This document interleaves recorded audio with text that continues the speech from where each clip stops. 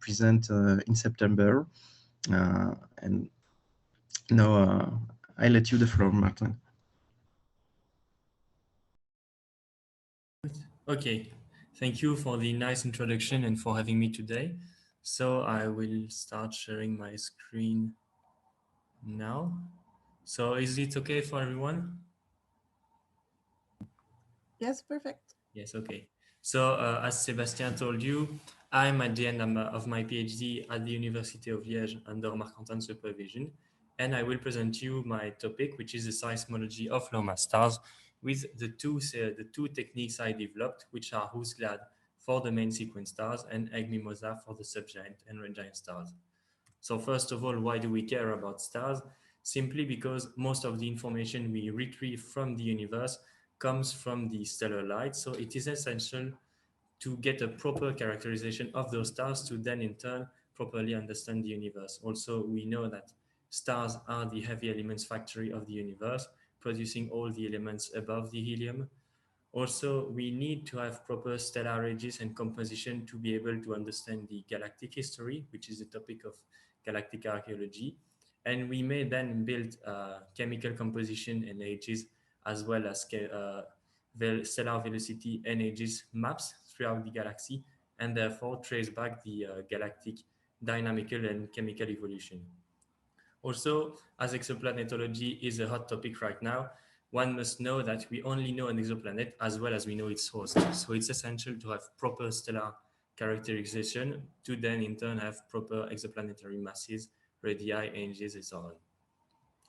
So, but we also know that there are still a few limitations. For example, the observations we get from classical methods such as spectroscopy offer mainly superficial information such as the effective temperature, the surface metallicity. Also, the quantities we infer offer depend on the models, the stellar models, and therefore there remain some degeneracies. For example, the case of the chemical composition and the degeneracy between helium and mass in low mass stars, which was demonstrated by Le Breton and Goupil. Also, the ages strongly depend on the gradients of the stellar model. For example, in these stellar models, the extension of convective layers is not well characterized. We often require to include overshooting, and this extension leads to different characterization of the age. So it is important to get a constraint on the convective regions to reduce the uncertainties on the edges. Also, we need to improve the transport processes, for example, transport processes of chemical elements or angular momentum. And therefore, to get information about this, we need information about the internal structure. Hopefully, the astroseismology is a way to accurately probe these stellar interiors. We know that the stellar structure may oscillate around an equilibrium state, and the frequencies at which the stellar structure oscillates are quantified and are directly linked to the internal structure. Therefore, a measure of these frequencies can lead to inferences about the sound speed profile, internal rotation profile, chemical composition profile, and so on. And therefore, this led to many successes. The seismology of the sun, for which we retrieve more than a few thousand oscillation modes. We had a constraint about stellar structure in a more general way, so about stellar populations. Also, the seismology of red giants was a great success, but as astroseismology is a very precise technique, it also highlights models' limitations. For example, in the case of red and subgiants, it was shown that the core of these giants rotates much slower than what was expected because of the contraction of this core. Indeed, it was measured that the rotation rate of these giants, the rotation rate of the core of these giants, is 2 orders of magnitudes lower than the predicted rate, which means that we need to find angular momentum processes able to explain that difference.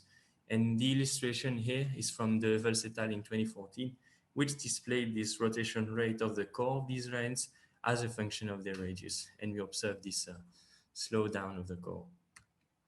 As I said, astroseismology is a very precise technique. And thanks to very precise data that we have via the Corot mission, Kepler mission, TESS as well, and in the future Plato, we are able to derive very precise and stringent constraint on the stellar structure.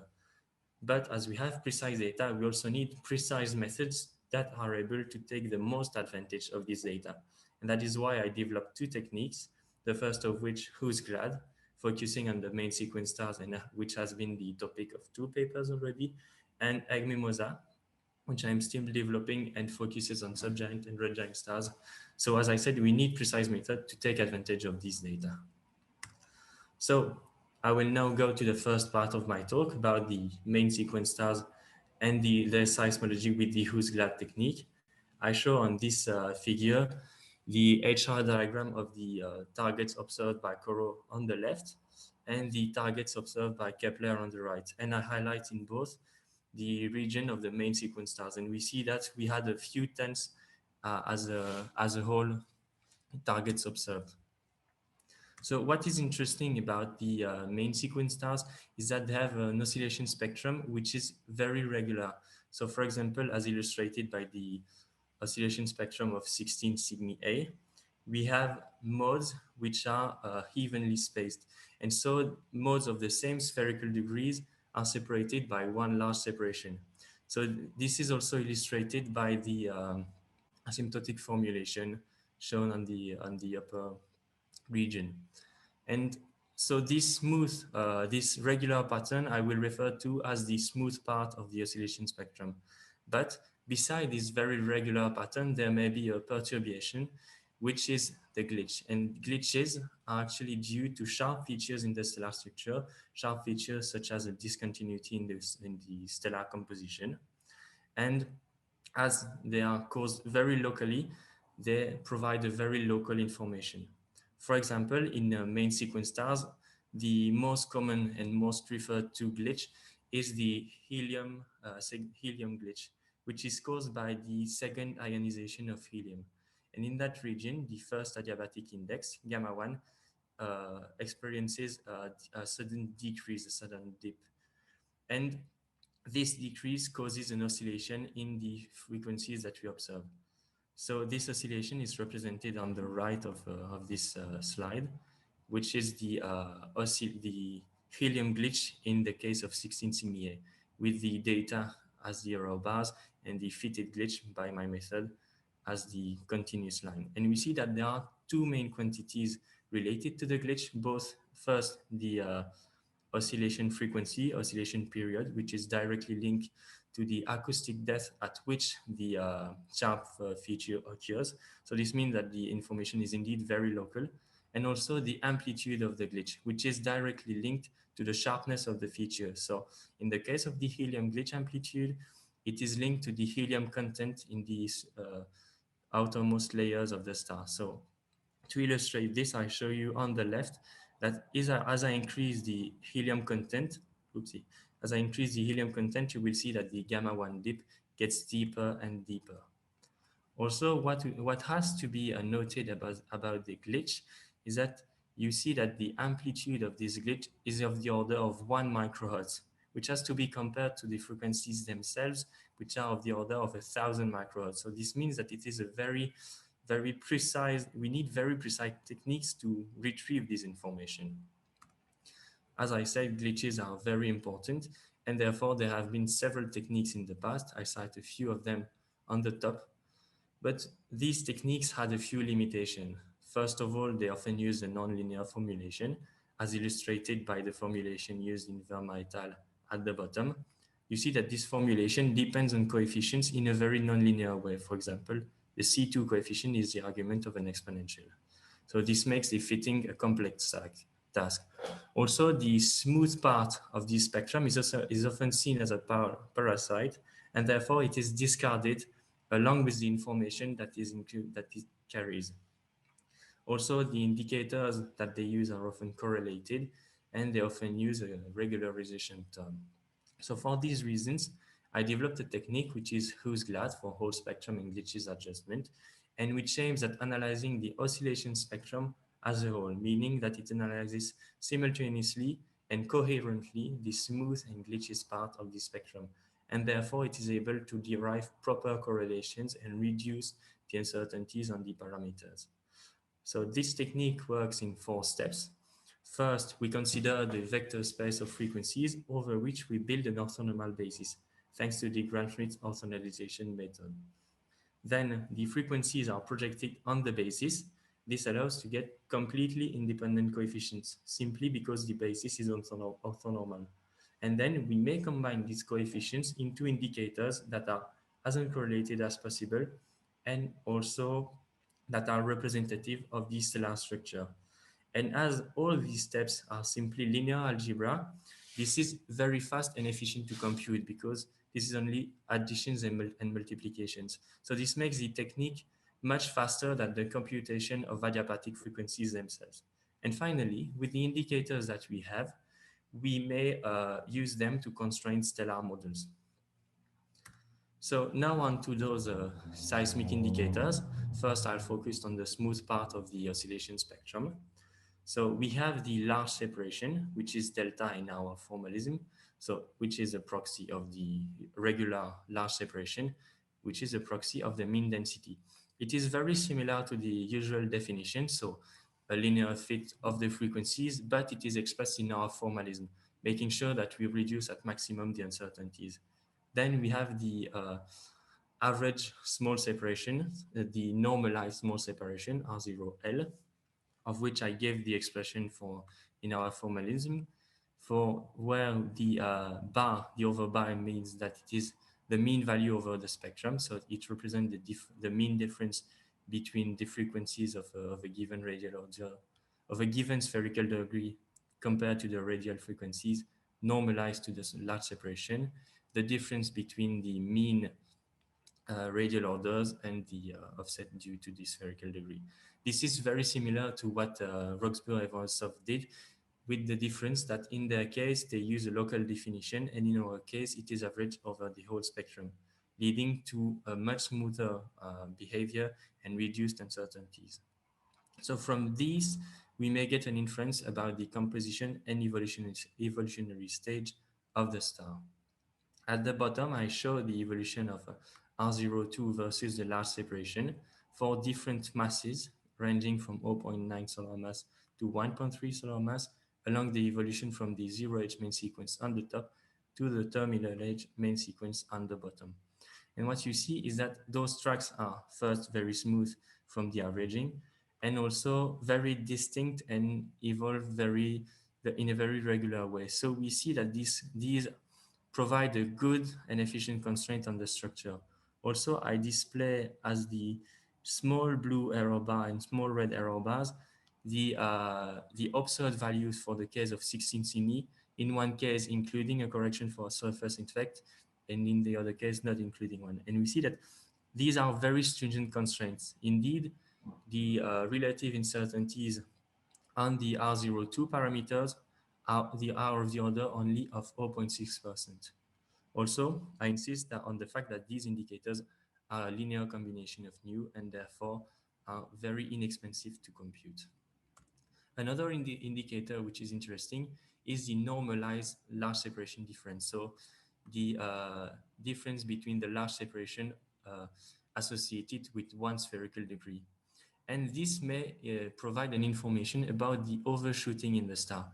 So if we use now the R01 difference in the large separation difference between radial and dipolar modes, we see that for different overshooting parameters, if we plot the evolution from the zero-age main sequence on the converging point to the terminal age main sequence on the top for a 1.2 solar mass model, we see that different overshootings lead to different regions of this diagram.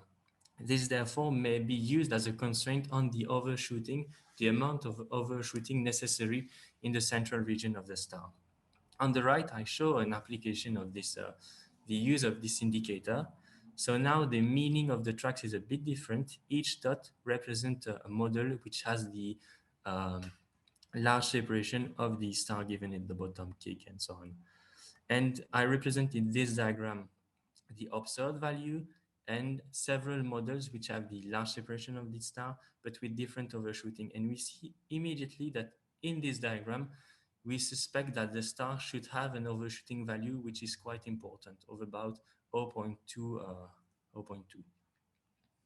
Then if we move on to the seismic indicators related to the glitch, we may define the glitch amplitude, which is a direct proxy of the helium content in the star. To illustrate this, I show on the left the evolution of the helium glitch amplitude with the helium surface content for different masses symbolized by the different colors. And each dot on these tracks correspond to a model which has the large separation of 16 Cygni. And we see that for different, so if we stick to the black line, for example, while we increase the helium surface content, the helium amplitude increasing as well. Also, if we now increase the mass, so go from the black to the blue, for example, we see that the helium glitch amplitude increases as well. But thanks to the fact that we have the large separation constraint, there is no more degeneracy between the helium content and the mass because the large separation provides a constraint on the mass. Also, you see that the comparison between the red and grid line is just the impact of surface effects. And if you compare that to the observed uncertainties on the helium amplitude, which is of 1 unit, shown at the bottom right, you see that this indicator is almost insensitive to the impact of surface effects. Also, to illustrate that my indicators are very good at constraining the stellar structure, I compare the observed glitch from 16 Cygni in black to the model which fitted the seismic constraint presented earlier and the glitch we retrieve for that model. And we see that the red line is in very good agreement with the black one. Finally, I have to insist on the fact that from construction, the glitch indicators are completely independent of the smooth indicators. Also, to go further, I applied the technique to the deep characterization of the 16 Cygni system. So for both stars, I fitted these 4 seismic indicators. So the large separation, R01, R02, and the helium glitch amplitude. And I had as 3 parameters, the age of the star, mass of the star, and initial compositions. And you see that I am able to retrieve stellar parameters and stellar parameters range which are in good agreement with the literature. Also, I show on the bottom the comparison of some of my fitted models with the non-seismic constraints, which are the metallicity and the effective temperature for the case of 16 Cygni A on the left and 16 Cygni B on the right. And you have to bear in mind that in those fits, those non-seismic constraints were not used as constraints. We are just confronting our models with these observations. And you see that the only way we had to improve the agreement was to include non-standard processes. Here, for instance, it was to include turbulent diffusion, which tends to hinder the microscopic diffusion. And you see that we get closer by including turbulent diffusion to the observed box. And in the case of 16 Cygni B, it's even more surprising as the only model which was in agreement with the observed data was the model without microscopic diffusion, which doesn't mean that when modeling 16 Cygni B, we shouldn't include diffusion, but instead that there should exist a process which hinders diffusion that allows yes to improve the increment with data. So this means that it is necessary to include non-standard processes. So to conclude the first part, the technique WhoSGlAd is very efficient thanks to the linear formulation it uses. The correlations are then reduced. The computations are very fast compared to the computation of frequencies, for example. It provides very stringent constraint on the structure, for example, on the helium surface content, and therefore lifts the degeneracy between the mass and this helium content. Also, I was able to use this technique to compute a thorough adjustment of the 16 Cygni system. And this showed the model shortcomings and for example, showed that there's a need to constrain the mixing processes. And in the future, I would like to take advantage of the AIMS technique developed by Daniel Ruiz, in which WhoSGlAd has already been implemented, and to use it in order to adjust the Kepler legacy sample, for example. Also, as it is very efficient, it is very adapted to the automated treatment of large survey data, such as the Plato data. So now to the second part, the seismology of subgiant and red giant stars with EGGMiMoSA. Again, I highlighted these stars in the HR diagram. You see that we have about a few thousand of these stars, I think. So what is interesting about these stars is that they exhibit a mixed mode oscillation spectrum. So the spectrum has a mixed character between pressure and gravity characters. And this is thanks to the coupling of the pressure cavity at the surface and the gravity cavity at the center through the evanescent regions. So on the bottom left, I illustrate propagation diagram typical of a red giant, in which there are two characteristic frequencies, the lamp frequency in blue and the Brunt-Väisälä frequency in orange. And for a mode of a given frequency to exist in such an interior, it has to have either a frequency which is below both characteristic frequencies, so at the center, and it is a gravity-dominated mode, or to have a frequency which is above both frequencies, and therefore it is of pressure character and it propagates more in the outer regions. And in between those two regions is an evanescent region where the mode has an exponential behavior. And in the case of red giants and subgiants, the evanescent region is such that the mode can propagate, these two cavities are coupled and the mode can propagate from the center to the surface. So it holds information about the complete stellar interior, and this is a unique opportunity. Also, I show on the right the power spectrum, the theoretical power spectrum of a red giant computed by Grosjean et al. In 2014.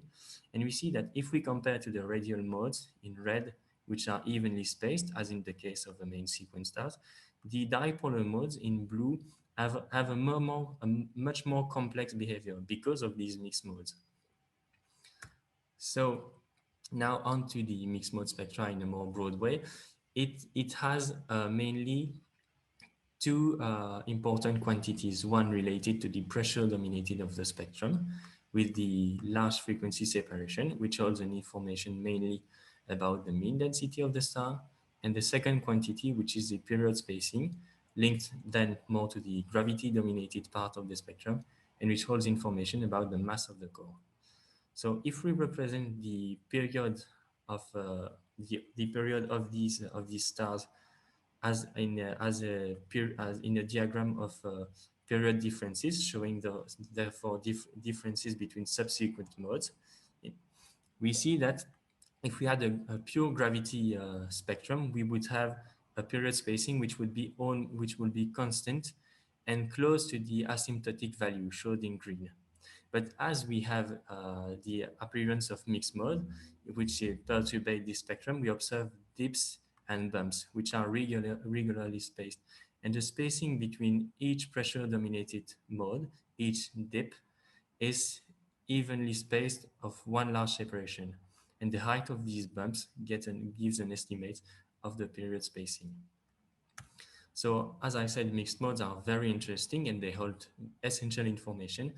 And for example, in the past, we were able to distinguish between different evolutionary stages. So between the hydrogen shell burning from the core helium burning stages, which are not distinguishable in a regular HR diagram. And this is possible thanks to the measure of delta pi 1 and delta nu, which is illustrated at the bottom from the paper on Massa et al. 2014. We see that different stars occupy different regions in this diagram. For example, subgiants are at the top right, red giants are at the bottom left, and the core helium burning star are at the top left. Also, as I said, the core propagates, the mixed mode propagates from the core to the surface, and therefore holds information about the core mass, and core rotation, for example. So as these modes are very interesting, as I illustrated, I developed a method to take the most advantage of the data we have. This method is called EGGMiMoSA for extracting guesses about giant via mixed mode spectrum adjustment. And the goal of this technique is to provide a seismic adjustment which is robust and holds for both subgiant and red giant stars. The idea is also to define relevant seismic indicators relevant of the stellar structure, and then to study the evolution of such seismic indicators along a grid of model. And the future goal is then to use it to constrain stellar structure. You have to bear in mind that this work is still in development, even though it's quite advanced, and it is done in collaboration with Marc-Antoine Dupré and Charlie Pinson. So the technique relies on the asymptotic formulation of the coupling between a pressure and a gravity mode formulated by Shibarashi in 79 and adapted by Moser et al. In 2012. So it expresses the coupling of pressure cavity represented by the pressure phase and the gravity cavity represented by the gravity phase theta g through the evanescent region, which is symbolized by the coupling strength Q. And in these phases, theta p and theta g, they depend in the frequencies and take a few parameters. So the large separation and the pressure offset and the period spacing and the gravity offset. So the goal of the technique is to provide a theoretical spectrum which fits at best the observed data, and this is done through a 5 parameters Liebenberg-Markov minimization. And the 5 parameters are the aforementioned parameters of delta nu, delta pi 1, the pressure and gravity offsets, and the coupling strength. What is important is that this technique does not require any further simplifications.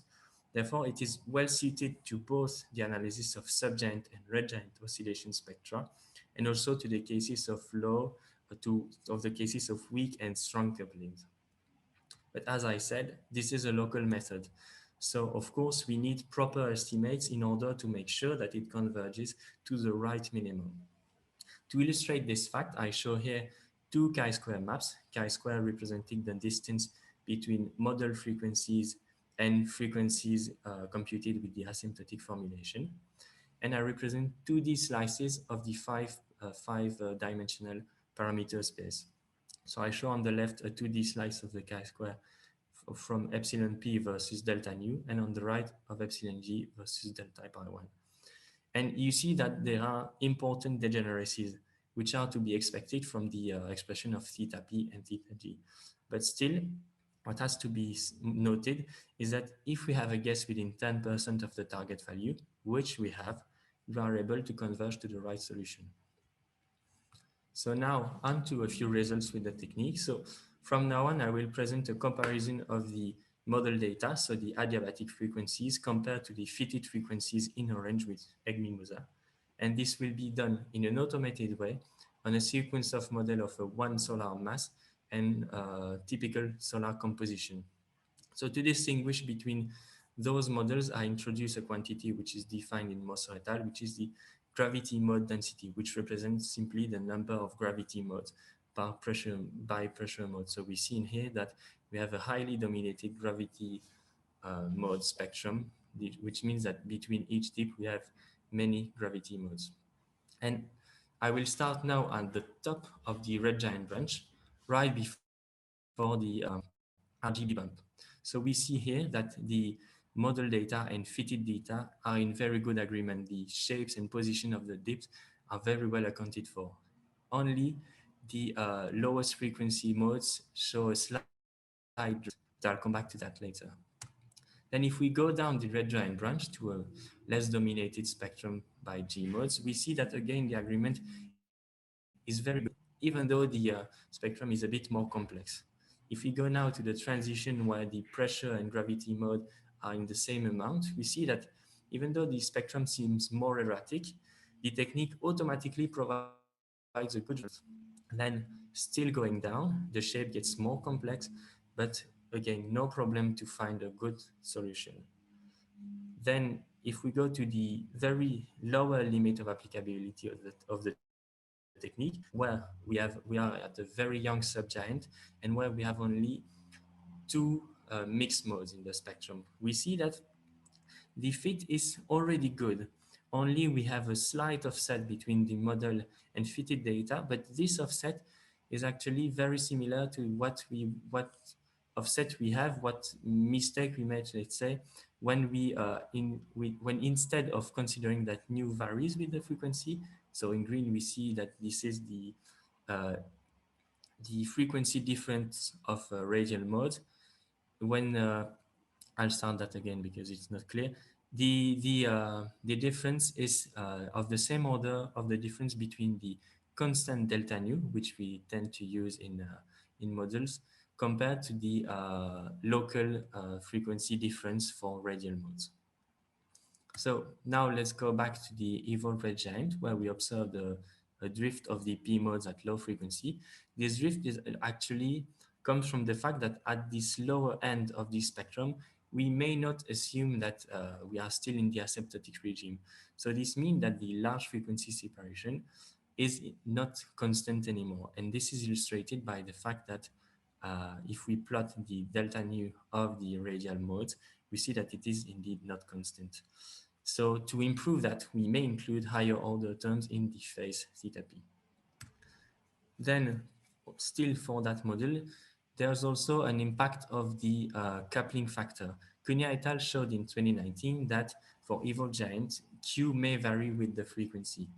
This is illustrated on the top left, where we observe the period Echelle diagram, which is the frequency represented as a function of the period modulo its period spacing. And we see that in such a diagram, we have a characteristic S shape of the ridges, and that the slope of the S shapes of the model is not constant. And actually, this slope is an indicator of the coupling strength. So this indicates that the coupling strength should vary with the frequency. And to mimic this behavior, I bind this spectrum into subspectra which contain each one only one dip, and let Q vary in these subspectra. And we see that the retrieved value of Qs indeed vary with the frequency. So this is shown at the bottom.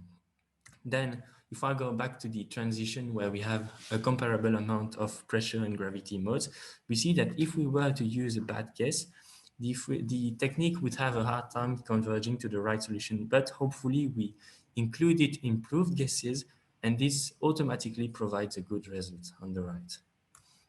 Then, as I said, I study the evolution of the 5 fitted parameters along a grid of model. This grid of model considers now 3 masses: in blue the 1 solar mass, in brown the 1.2 solar mass, and in gray the 1.5 solar mass. And I represent the evolution of these parameters as a function of the frequency, the asymptotic frequency separation, which for low mass stars is a proxy of the evolution stage. So the evolution goes from left to right, and I represent the transition between subgiant and red giant stages by the dotted vertical line. First, on the left, I show the evolution of the retrieved large frequency separation, and we see that it is in very good agreement with the asymptotic value, making it a good seismic indicator. On the right, I show the evolution of the pressure offset with the asymptotic frequency separation. And we see that we have 2 very distinct regimes. In the subgiant phase, we have an increase of the pressure offset, which is of which the slope strongly depends on the mass, as you see. And then once we reach the red giant range, we see that all the tracks converge to a same decreasing trend. And you have also to note that we observe slight saw-like behavior, but this is nothing to be concerned about, because this only comes from the fact that we cannot assume that we have a constant set of modes. And so as the star and the stellar structure evolves strongly during this phase, the set of modes evolves as well, and this introduces discontinuities. But again, once we will fit and try to find an optimal stellar model, we will consider a constant set of modes, and therefore these discontinuities won't appear. Also, I show as a dashed line the pressure offset of radial modes, and we see that the trends are the same in both these radial modes and dipolar modes. Then moving on to the period spacing, again there are 2 distinct phases. So in the subgiant phase we have distinct tracks, and in the red giant phase all converge to the same track. And also what is shown in this diagram is the asymptotic value of the period spacing, so computed from the integral, and it is shown as a dashed line. And we see that the agreement between both the models of fitted period spacing and asymptotic value are in very good agreement, even in the subgiant phase, which is supposedly less asymptotic. Then, if we look at the gravity offset now, and I plotted now as a function of the frequency of maximum power to be able to compare it with the asymptotic computations of Passon et al. In 2019. The evolution now goes from right to left. And we see that we have exactly the same behavior as what they observed, that we have an almost constant gravity offset for the younger red giants, which suddenly drops at about a nu max, which is equal to 100. And actually, Passon et al. Explained this quite easily by saying that in those younger red giants, the profiles of Brunt-Väisälä and Lamb may be considered as almost parallel, and therefore we have an almost constant value of the gravity offset.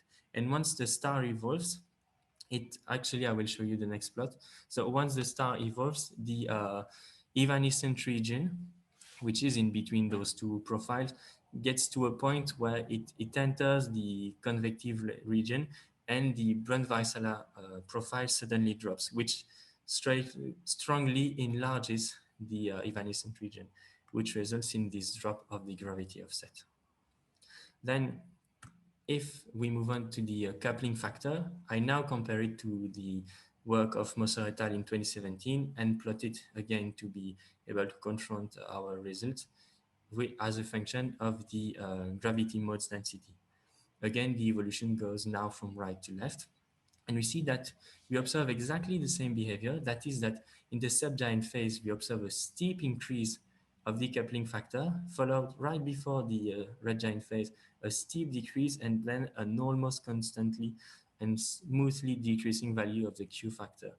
This is caused simply by the variation of the size of the evanescent region. So to conclude the second part and my talk, the EGGMiMoSA technique is very efficient, fast compared again to the computation of adiabatic frequencies, and automated. So this is very good as it is adapted for the case of both subgiant and red giants. It will also very well suitable for the study of large surface data, like in the future Plato. And also, as you've seen, it provides very relevant constraint on the structure. Indeed, it agrees with both the observations and asymptotic studies.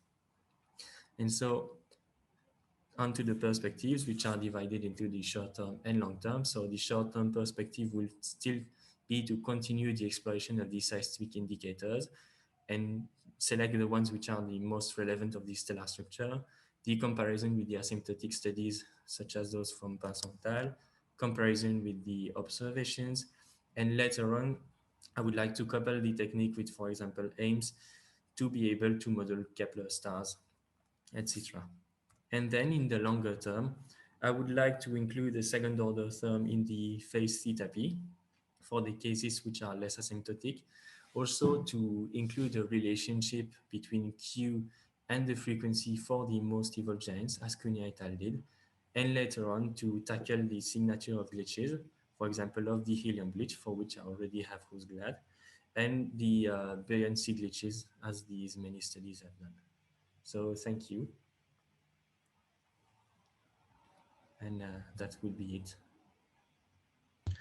Okay, thank you very much, Martin, for this very interesting and clear presentation. So now we have time for questions. So if anyone wants to ask question to Martin, he's welcome.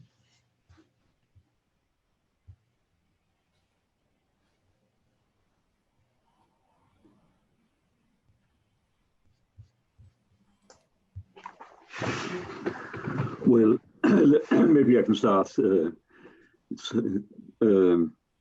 first of all, thank you for a really, really wonderful talk. And this analysis is amazing, and of course it has to be tested further in real life, applying to stellar data to compare with other analyses. But certainly the well, I forget the names. WhoSGlAd, I think is one. Yeah. Is the first. And EGGMiMoSA, beautiful acronyms. So WhoSGlAd sounds like a very promising way of combining things. It wasn't clear how the Gram-Schmidt came in. I mean, that's sort of put in by hand, I guess, in your presentation. So I need to go back and look at the paper. So my question really is, have you tried making fits to the observations, including also the classical variables, rather than using them as sanity checks? So including like TF and FEOH in the fits. Actually, this sanity check is a bit what we do here, even though those are not yet constraints, but I also did it in this paper. I also do it using them as constraint. But the thing is that these constraints, or the effective temperature and metallicity, have uncertainties which are huge compared to those on these seismic indicators, because the uncertainties on these seismic indicators only come from the propagation of the frequency data, which means that we have very low uncertainties, and this tended to impair the quality of the fit. So this is what we discuss in the paper. It's that using the seismic indicators only, we already have something which is convincing. But as you see here, to improve the agreement with the non-seismic data, we had to include non-standard processes. So by that, I mean that in the paper, I computed a large amount of models, including every time different sets of input physics. So considering different choices of solar mixture references, different opacities, and so on, and looked at the impact also on the non-seismic constraints. I don't know if it clears it up. Yeah, no, that's clear. And of course, it's a standard issue that that I don't quite understand how to balance the non-seismic and the seismic data. And maybe it's clearer in your case because you combine the seismic data into well-defined measures. And when you have a lot of frequencies that measure almost the same, it's very difficult to scale the balance in the chi-squared. Yeah, exactly. In your case, you have quantities that are, as you say, almost independent. And that should provide a much clearer weighting of data. So, well, thanks again. And the red giant analysis is also very beautiful. And we'll have to see how that could apply to observations, but it's certainly very promising. Thank you. Okay, thank you. So now I see we have another question from Marie-Jo. Yes. Yes. Hi, Martin. On slide, I think it's slide 15, for the smooth component, yes, here. So you compute your R0 al as the difference between the mean of nu 0 and the mean of nu L. And would that make a difference if you compute the difference and then the average afterward? Would that be possible, and would that make a difference? I think this will make a difference, but actually this is not obvious from this description, because it is expressed in a way that we may understand it easily. I mean, even for I, but what we do is, when we compute those indicators, we compute them in terms of the projected coefficients resulting of the autonormalization. So the it is done per radial order, per degree. You do it separately. So maybe actually the fitting is done throughout the whole spectrum, but we retrieve coefficients which are independent because of the orthonormalization, and then we combine those coefficients to have something which represent this actually. So but you could build the difference. You could rebuild the difference between nu 0 and nu L, or not? This is what is built, but in such a way that we are sure that we use independent coefficients. If I were to build it simply by, instead of going through all the process of orthonormalization, but simply by averaging over the frequencies and then making the difference, I would highly increase the uncertainties of these data. Because I understand that, but I thought that maybe using your formalism, you could compute the difference. This is exactly what it is, actually. This is exactly that difference. Okay. Okay. So, well, sometimes we will discuss that. Okay. Maybe we can clarify. I mean, I can have this difference exactly exactly just like that, but expressed as a function, expressed in terms of my coefficients. But this is exactly the difference. Mhm. Uh, Okay. Okay. Okay. So Okay. the other Yes. question I had was so you did that for you applied these methods on 16 sig. mhm. Have you done that on stars for which the signal to noise ratio is less good? How noise would uh, keep Yes, I've your worked with method to be the efficient? Yeah, I've worked with the Kepler legacy sample as a general way, but I worked in a more automated way. I mean by that in the case of 16 Cygni, I wanted to push the study further, and I looked in depth in the choices of input physics and so on. But in the case of the Kepler legacy, I carried an automated adjustment of all the samples, so the 66 stars. And I observed that in the cases where the uncertainties or the number of modes was not so good, it was more difficult to obtain convincing results at some time. Mhm. But of course, as you know, the quality of the results directly depends on the quality of the data. So this is Yeah, not so, a real yeah, surprise. but my question is more the automatic part. When you say it is less good when the noise is higher, how do you quantify that disagreement automatically? How do you know? You Um, just look visually, or how do you know?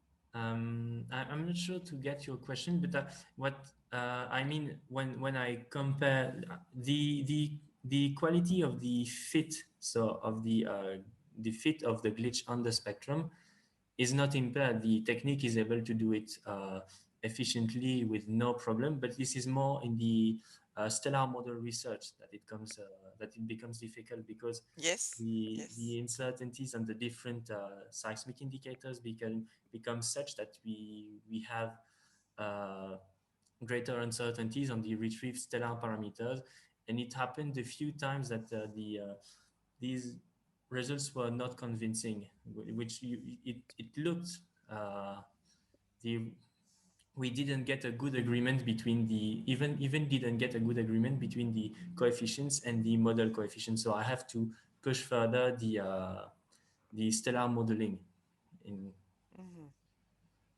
and this is a difficult case. Okay. Okay. Okay. Thank you. Thank you. So I see that Jürgen has another question. So Yes, thank you very much. I was wondering about the core glitch that you talked, the effect of the convective core overshoot. So the Uh, overshoot, yeah. that does not seem to be included in your general analysis technique. So in the case of WhoSGlAd, I included the convective overshooting glitch in the base of the convection zone. Sure, yes.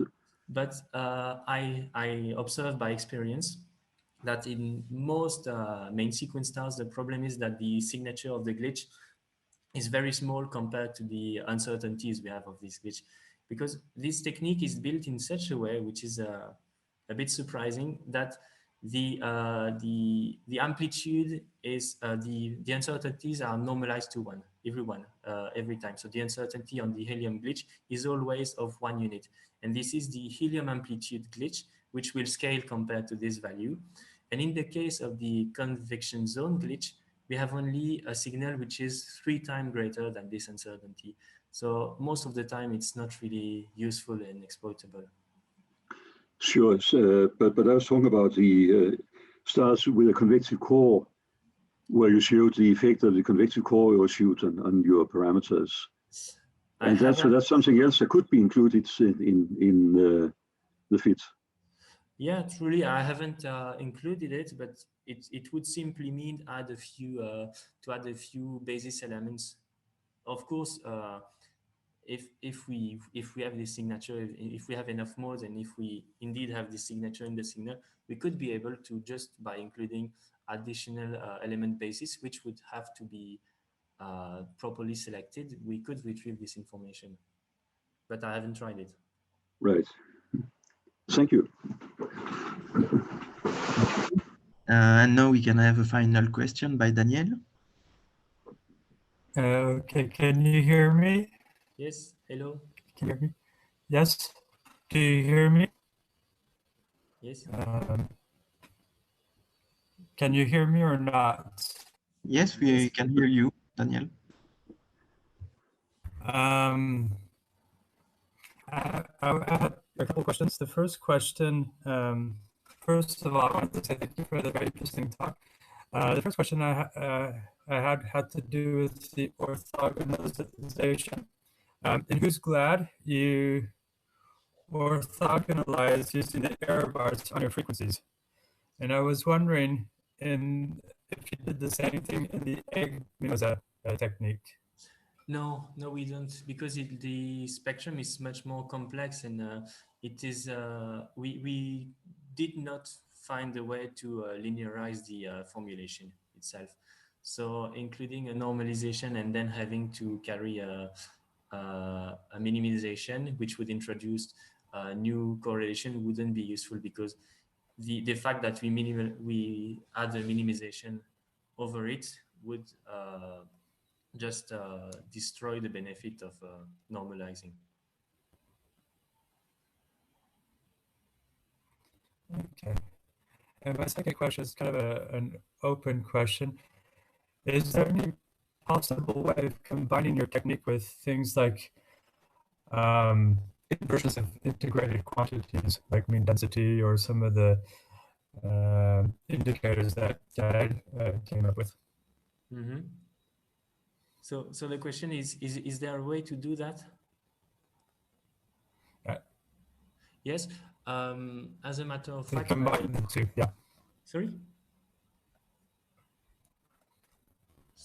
Yeah, is it possible to combine the two approaches? Okay. Yes, I got you. As a matter of fact, I am working with on something which is similar to that with Gael. We are not making out of our two methods one and only and consistent method. I don't know if it would be possible. We would have to look into that. But instead, on the broad study I carried on 16 Cygni, this one, I computed about something like 40 stellar models, and Gael is now working on the inversion part of that CD, so looking on the quality of the inverted and integrated quantities which you obtain from MAM model, and then using this as a starting point for inversions. I don't know if I so. As a short answer, I don't know if. Okay, yeah, thanks. Okay. So thank you, everyone. And thanks again, Martin, for your very nice talk. Thank you for having me. So thanks a lot, Martin, for a very nice talk, very clear. So just a couple of details in the chat window. I've put now the link of the website where we have the talks that you couldn't attend, for instance, that are recorded, and also some details about the speakers, so that if you want to know more, if you're looking for postdocs, for instance, you can go and retrieve their CVs and contact information. Just one note, we have put in the website now the talk by Marielle Martis, sorry.